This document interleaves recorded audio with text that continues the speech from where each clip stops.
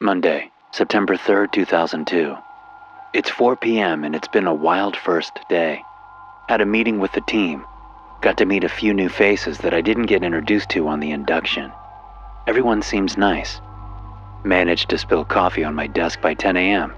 Great start. Glad I bought myself this dictaphone though. It's going to make transcribing my notes and reports a lot easier. So that's good, right? Let's see. I was thrown into the deep end almost immediately. I had a counseling session with Sarah Barnes, 5 years old, female, white. I have yet to receive Sarah's paperwork from the pediatrician, but I'm led to believe it's a simple case of fussy eating, likely due to her attachment issues stemming from her adoption at 3 years old. Hopefully I'll receive those tomorrow. I met with Mr. and Mrs. Barnes first, without Sarah present. The parents were clean and well-dressed. They spoke clearly and are obviously well-educated, likely from a middle-class socioeconomic background. They expressed that after trying for almost a decade to conceive a child of their own, and after numerous miscarriages, they adopted Sarah. It is apparent that the stress of these previously failed pregnancies have caused some anxiety in both parents, and I have offered to refer them to a therapist who specializes in couples and solo counseling. Mr. and Mrs. Barnes talked about Sarah in a loving and affectionate manner. It is clear they both love the child dearly and are concerned about her eating habits. They have tried all the traditional parenting methods to encourage Sarah to try new foods, but she's only interested in eating cereal. Her parents both report that between the ages of 3, when they adopted her, and 4, Sarah would only eat cereal-based foods. When they fed her anything else, she would either throw a tantrum or regurgitate the food. According to Mrs. Barnes, Sarah has, since turning 5, branched out from cereals with milk and now includes a glass of juice with her cereal-based meals. Reminder to myself, check in Sarah's files for a dietitian report. Surely eating nothing but cereal isn't healthy long-term. It seems that Mr. and Mrs. Barnes had not considered that Sarah's unusual eating habits could be a type of coping mechanism related to her adoption, or a trauma response developed during foster care. I reassured both parents that it's not uncommon for adoptees to develop unusual habits, and it's only through explorative play and time that we can begin to unravel Sarah's psyche. As Sarah is under 10 years old, I requested that both parents sit in on the initial play therapy session with Sarah and I. On meeting Sarah for the first time, I can report she looks healthy. She confidently entered the room and started asking questions about the toys. I explained all the toys and art materials were hers to play with over the next 30 minutes, and where she would like to start. Sarah was drawn to a box of baby dolls and dresses. She proceeded to comb their hair, dress them, and line them up from big to small, after which she named each of them and announced their favorite cereal. I thanked Sarah for introducing me to her new friends and asked if she enjoys cereal as much as they do. The following conversation transpired. Yes, I love cereal. I'm cuckoo for Cocoa Snaps. You should try them, now with 50% more cocoa. Fasten your seatbelts and release the taste of Saturday with Cocoa Snaps. Are Cocoa Snaps your favorite cereal? Oh no, I love all cereal. In the morning today, I had Honeycomb Crunch. Why not introduce it as part of your balanced breakfast? We talked for a little longer about the idea of a balanced breakfast, what that means, and why it's important for our body. I think using the dolls next week, alongside the toy kitchen, might be a good way to introduce the idea of healthy and varied eating. In the meantime, I have suggested to Mr. and Mrs. Barnes that they limit Sarah's TV time. It's very charming and funny the way Sarah quotes cereal adverts, but it's likely compounding her fixation with cereal. Mr. and Mrs. Barnes have agreed to this. Okay, well, time for a break, I think. Tuesday, September 4th, 2002, 11 a.m. I have received Sarah Barnes's files from the pediatrician. She received regular checkups from healthcare professionals throughout the first years of her life, on account of her being in the foster care system. But her physical and cognitive development during this time was completely normal. She started speaking a little earlier than other children her age, which is reflected in her vocabulary and confidence in yesterday's session. There is brief mention, however, in the handover notes from her foster family to the Barnes family, that in the run-up to the adoption, Sarah had started showing signs of disordered eating in the form of only wanting to eat cereal.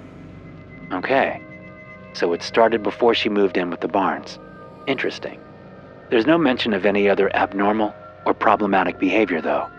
For all intents and purposes, Sarah is a very well-adjusted girl. Where's the... here. Right. So Sarah was found on the steps of a children's care home in the city. No harm had come to her, but she'd been on the steps for a number of hours, it's thought, lying swaddled in a blanket inside a wicker bassinet. Poor thing. She's lucky she didn't freeze. There are photos of a note that was tucked inside the bassinet. It appears to be a piece of cardboard on which was written, "Good luck." The reverse side indicates the cardboard was torn from a food packing. The only thing that can be read clearly is Orgogs Limited, whatever that means. Anyway, the parents have signed up Sarah for 6 to 8 weeks of sessions, as that's all their insurance will cover at this time. So let's see what we can do. Monday, September 16th, 2002, 3 p.m. Notes for Sarah Barnes, session number 3 of 6. Progress has been slow. Sarah is an imaginative girl and enjoys expressing herself with the toys and art materials, but we have yet to uncover the reasons for her eating habits. Off record, there's a little voice in the back of my head that's saying, maybe there's really nothing wrong here. Maybe she just likes cereal. Perhaps it's time to get the parents back for a session. They did have a lot of unresolved anxiety after their failed pregnancies. Maybe they're seeing issues where there are none. It is, however, getting a little tiresome listening to Sarah quote cereal adverts. Here is a great conversation from today's session. For context, we were playing with the toy kitchen, and Sarah had asked me to be the chef of a restaurant, and she was playing the customer. "Can I get anything for you, madam?" "Yes, this please." Sarah points to something on an imaginary menu. "Excellent choice. I always make the best choice for me and my body when choosing what to eat for breakfast. That's why I eat Corn Crunch. Made with whole grain oats and packed with fiber, Corn Crunch is the only way to start your day." I tell her, in character, that we've run out of Corn Crunch, and would she like a peanut butter and jelly sandwich? "No, you haven't. Don't make me get the Cookie Cops." Who are the Cookie Cops? "They're trying to steal my Cookie Krispies. They'll do anything to get the real cookie taste of Cookie Krispies. They even look like real cookies." Only 3 more sessions. I can do this. And now a word from the SCP Experience sponsor. Have you tried Embryos, the world's most popular fetus-based cereal? An energy-packed embryo breakfast helps charge your body with the kind of power you need to get through the day. Morning power, get up and go power, listen to a podcast power. Have breakfast with the one and only Embryos. And don't forget to collect all 6 plastic body parts to receive a special prize, for a limited time only. Embryos, the world's most popular fetus-based cereal. Embryos is a registered trademark of Orgogs Limited. Side effects may include depression, drowsiness, high blood pressure, athlete's foot, spontaneous combustion, bankruptcy, and testicle erosion. Wednesday, November 10th, 2010, 11:05 a.m. You'll never guess whose case file just dropped on my desk this morning. Sarah Barnes, the cereal girl. I can't believe it. How long has it been? 8, 9 years? She's got to be pushing 13 by now. She can't still be talking about cereal, can she? Oh God, she is. This isn't good at all.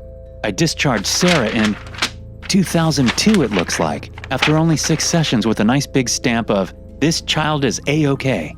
Damn it, what was I thinking? Okay, no time for wallowing. You're a decade in the therapy biz now. What have we got going on? Obsession with cereal, both eating and discussions of, having trouble making and maintaining friendships. That doesn't surprise me. Let's be real.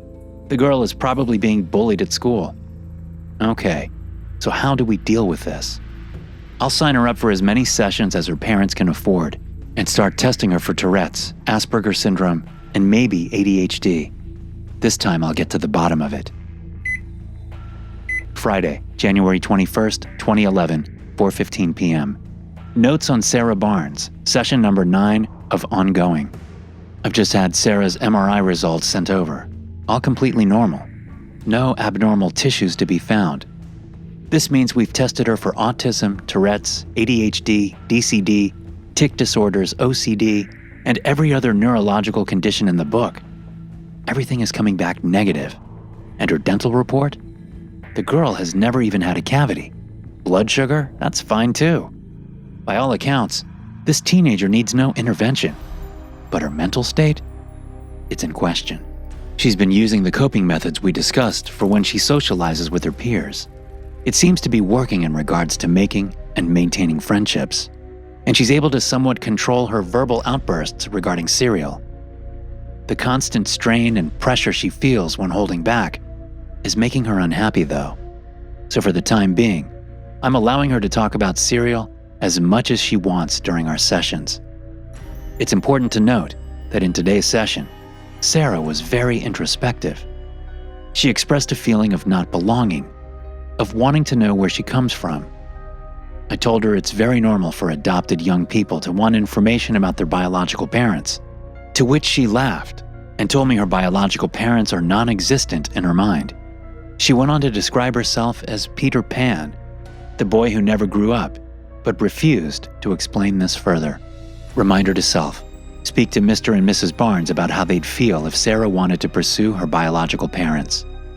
Later on, Sarah asked me for my opinion on whether she is more like the Trix Rabbit or the Lucky Charms character. I asked for more information, to which I received the following explanation. The Trix Rabbit is always chasing cereal which he can never have. The cereal is for children, not rabbits after all. But the Lucky Charms character gets his magic powers from the marshmallow pieces. Each marshmallow gives him a different special power, but he's always fighting off children who are trying to steal it. I assume this is all a metaphor for how she's feeling inside. Perhaps she feels though she's chasing something unattainable. Friday, September 8, 2017. Today was a sad day. I had my last ever session with Sarah. She's turning 18 next month, which means she's aged out of the child services. She's promised me she'll keep going to therapy though. I've pointed her in the right direction of some great professionals. 5 long years over just like that. 6 if you include the first time I saw her. She's going to be fine. I saw a kid the other day with his mom. He reminded me of Sarah when I first met her at 5 years old. They were coming out of a 7-Eleven, and the kid was begging his mom for the cereal. She said he'd have to wait until they got home, but he kept pulling on her coat. She gave in and handed over the box. The kid ripped the top of the packaging like it was made of tissue paper, popped open the plastic wrapper, and went shoulder deep into this box. Cereal flying out all over the sidewalk, the kid gleefully pulled his arm out and triumphantly announced that he'd found the plastic body part. Body part? What kind of cereal rewards you with body parts? When I have kids, they're only eating fruit and oats for breakfast. I don't know why I'm recording this. It's not like I can play it to anyone. Who would I play it to? No one would believe me. Hell, I'm not sure I believe me. Maybe I should go back? No. I could call the cops or... Who am I kidding? This is crazy. I'm crazy. There is no way that happened. Okay, pull yourself together. Just go over everything you saw from start to finish, and everything will make more sense. I took a trip downtown to visit a new store selling European candies and cereals. All kinds of things you can't get here. My plan was to buy my sister some unusual candies for her birthday. The place was larger than expected, and busy as it was opening week. I wasn't in any rush, so I took my time. I turned down the cereal aisle, and there was Sarah Barnes, the cereal girl. I can't say I'm surprised. Where else would I randomly bump into Sarah? To be honest, I was pleased to see her.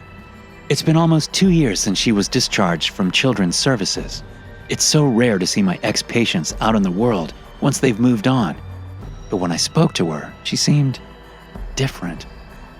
The Sarah I knew was bright, bubbly, effervescent. She was quirky, sure, but this Sarah? Life had finally worn her down. The warm smile with which I greeted her was returned with a lifeless, "Hey there, Doc." I asked if maybe she could help me find something for my sister. She replied that she was trying to find a cereal by Orgogs Limited, but she didn't know its name. That if only she could find it, she could stop. I asked what she meant by stop. Sarah turned to look at me, her face stoic, and said, "Stop. Stop the noise. Stop the longing. Stop being me." Without saying another word, she continued scanning the shelves with her eyes. I was concerned. Nothing about this was normal behavior for Sarah. I asked her if her mom was nearby. Sarah nodded silently. I reassured her I'd be back, but as I turned to go find her mom, I saw out of the corner of my eye, I saw out of the corner of my eye Sarah pick up a box from the shelf, and then the sound of 1,000 ball bearings hitting the floor as she melted. No, dissolved into tiny nuggets of sugar-coated cereal. I realize I sound mad, but I know what I saw. In horror and confusion, I looked at the spot where Sarah had stood only seconds before. Except Sarah was no longer there. I thrust my hand into the pile of cereal and grasped about as if I'd expected to find her hiding within it. But she was not there. I am ashamed to admit it, but I ran. I ran out of the store and didn't look back. I hailed a cab and went straight to my apartment. I left in such a hurry that I didn't realize I was still clenching the cereal in my hand. The sugar coating had started to melt. I'm in my apartment now. The pieces of cereal are in front of me on the counter. Sugar-coated embryos. What are you, Sarah? What are you? SCP-2504 presents itself as standard-sized cereal boxes. The name of said cereal is Embryos, the world's most popular fetus-based cereal. There is also a blurb in the top right corner which reads, "Collect all 6 plastic body parts and receive a very special exclusive prize." The producer of the cereal is Orgogs Limited. No company with that name currently exists or has existed. Each box contains 2 objects. The first and main component of SCP-2504 is a bag of 6 to 8 week-old sugar-glazed embryos. The second item present in each box is one of 6 plastic body parts, as advertised on the front of the box.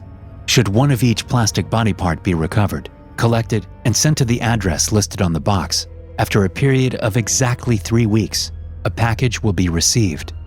This package will always contain a living human child of random gender and ethnicity, referred to as SCP-2504-1. Hey guys, thanks for listening. Be sure to subscribe to the podcast for more SCP stories like this one. You can also check out some more episodes from the SCP Experience podcast here. I'll see you in the next one.